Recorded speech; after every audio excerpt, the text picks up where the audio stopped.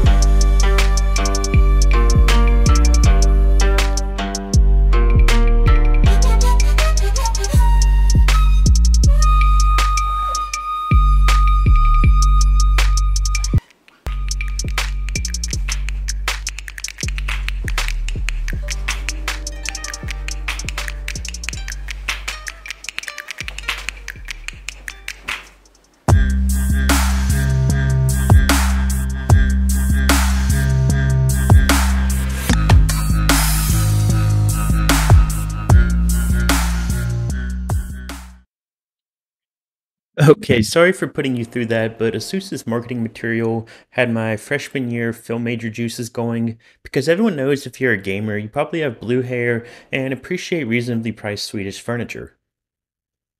Seriously, IKEA is selling like ASUS branded stuff now, and actually like the desk, it looks pretty nice. So despite having the Republic of Gamers in the model name, it's an extremely subtle little Ultrabook style laptop without even an RGB keyboard to speak of, only plain white backlighting. Despite a plastic base and screen cover, it feels very nice and well built. Minimal keyboard flex on the aluminum keyboard deck. The hinges feel sturdy, minimal wobble, and I feel confident about it standing up to a lifetime of switches. Taking a look at your ports on the right side, you have a USB-A and a USB Type-C. That's also your charging port. On left, your headset jack, HDMI port, and if you remove the little rubber pad, it reveals your eGPU port or an additional USB Type-C. The XG Mobile will give you a bunch of extra ports, but without it, you're probably going to be relying on one of these dongly boys.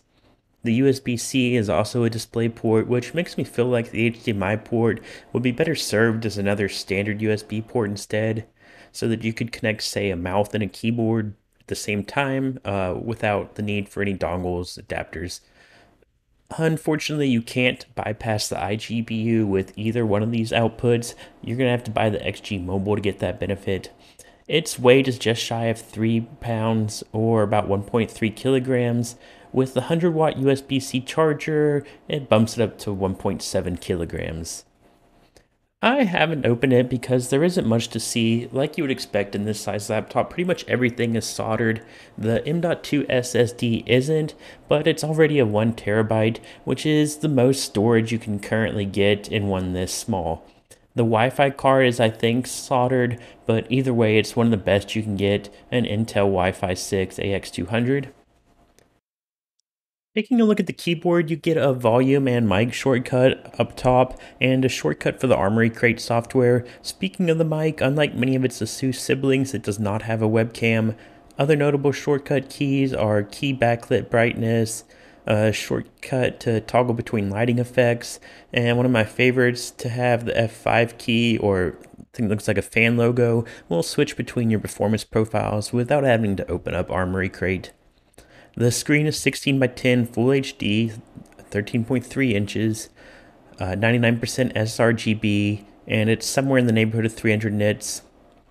It's of course also a touchscreen, and at 3 pounds it's very usable as a tablet or otherwise in your lap, where the touchscreen is actually nice to have. Of course, it would be nice if it was a tiny bit brighter. This model normally costs you $1,500. But the time of filming, it's on sale actually for $1,250. That's $100 less than I paid for it. For your money, you get a Ryzen 5900HS, not a U series, which is AMD's smaller, less powerful chipset you would probably normally get in a laptop this size.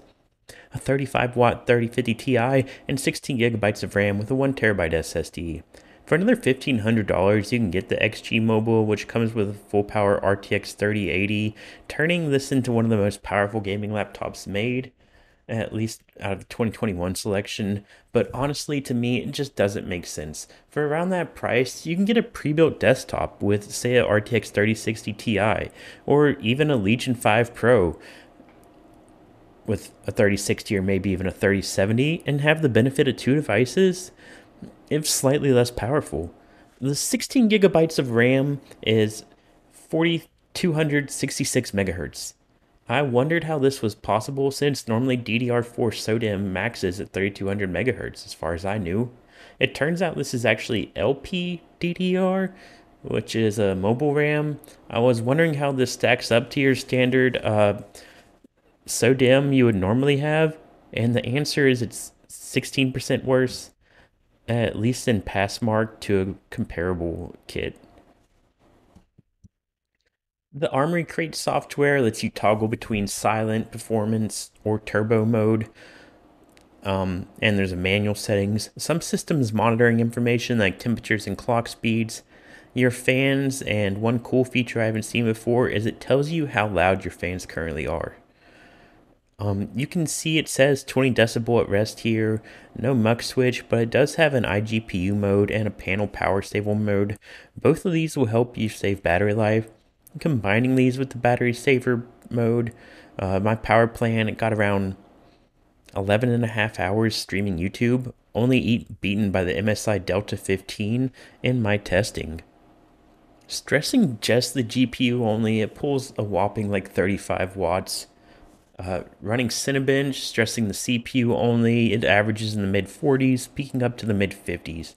In a combined workload, the GPU averaged around 30 watts, with the CPU pulling 25 watts. So only around 60 watts total for the GPU and CPU to share, which makes sense when you consider it's a 100-watt charger, so that gives you 40 watts for the monitor and everything else to run in the computer. The CPU will eventually throttle slightly in laptop mode in a stress test, but it doesn't in tent mode. In tent mode, it actually probably runs cooler than any other laptop I've tested, even with a cooling pad.